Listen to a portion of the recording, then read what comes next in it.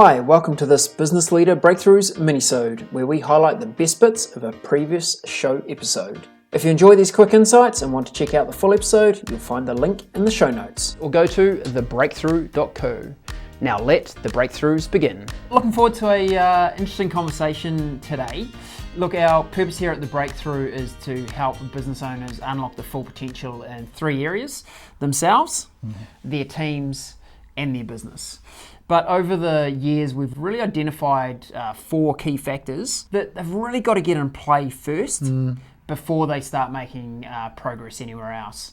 And they're probably things that you might go, I wouldn't have thought that would be the thing that would make the difference. But Mike, what are these, what we refer to them as? The success principles, and there are four that we want to talk about today. And as the first two principles being limit your hours. So this is putting a time limit around how many hours a week you spend working. When you think there's a unlimited resource of time that is yours, you continue to find things to do with it. What's our guideline on how many hours? 45, I think. 45 is okay. But that includes development time, Yes, which is an important point. I think a big thing when you start putting a set number of hours around is it forces you to solve your current challenges and opportunities using things other than your time. Correct. You find systems and processes, you delegate, you decide whether that thing is really important or not. Right. When you just have this open bucket, you just keep using it up and you actually make less progress. As weird as that sounds, the more hours you work, the less progress you make. That's right. So you just fill your kayak full of water, really. You know, you're think you're getting somewhere, but actually all you're doing is carrying water. Okay, so limit your hours, and the second one? The second principle is time on the business. And I know for us, you know, our development time is sacrosanct. So sacred. People try and attack it. What do we do? Do not try to book a meeting in my development time. We yell and scream. Oh, yeah. Okay. Very bad.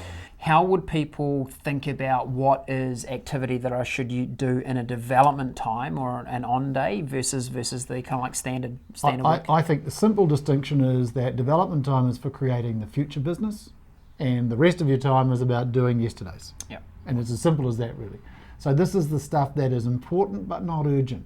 Nobody would notice if you didn't do it, except that you would never get to where you want to go. You just keep doing more of what you've got. So it represents your next generation of business. And I'm not talking about kind of new products or things like that. I'm just talking about process documentation, coaching, training, planning, thinking about the market, going to see a major prospect, talking to customers about trends in your industry. You know, those kinds of things that are, you don't have to do any of them. You really don't, except you do. It's just that they're not urgent, ever. And I think the trap that many owners fall into is they go, oh, I do that stuff all the time. And yes, maybe you do, but you don't do it with conscious thought. So what we say is you've got to be taking, somewhere we recommend to our leaders, 2 hours a week in this, minimum, through to our owners, where we're going, you should be spending a day or more a week. Mike and I both spend a day a week each working development on time, and it's all about the future state of the business. What are the essential things we've got to have in place to set up our development day? A calendar. So we block it out in the diary.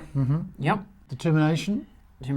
What else? You've got to communicate to your team that you are unavailable for that time. The email gets turned off, the phone gets turned off. You do not allow anything to come into that. I like to use the analogy that if this was a close family member's funeral, you would attend. And you should be thinking about your development time in the same way. Give it the same respect, that you just do not let that time go. When someone goes, oh, can I just put that one meeting in there?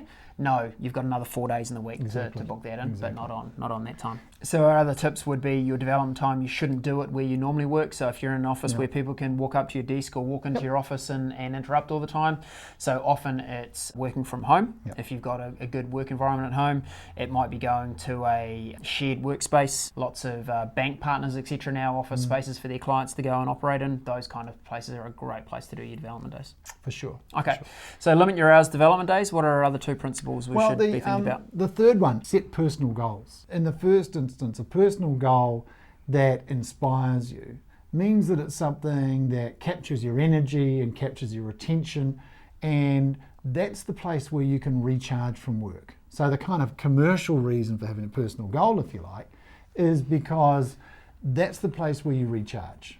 We should all have a place or an activity or something that we do that enables us to step away from the business, stop the kind of mental chatter that goes on about the business, and be mindful and present and engaged in something that we love to do with people that we love to be with. So that's the reason for setting a personal goal. The other piece of it is, if it's not that so much, if it's maybe a personal goal around, I mean, my current personal goal is 4 hours exercise a week. And I hit that reasonably regularly. Yep. The practice, the discipline of hitting that when I don't want to, of when I'd rather not, of when there are other things, it's really good. It's really useful. It's developing my willpower, enabling me to make the choices I want to make and stick to them. And that's what happens when I come to work as well. I have to make those choices. I have to use that willpower muscle.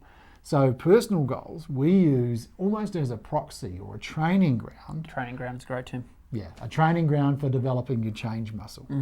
That's perfect. Okay, so set personal goals. Set personal goals.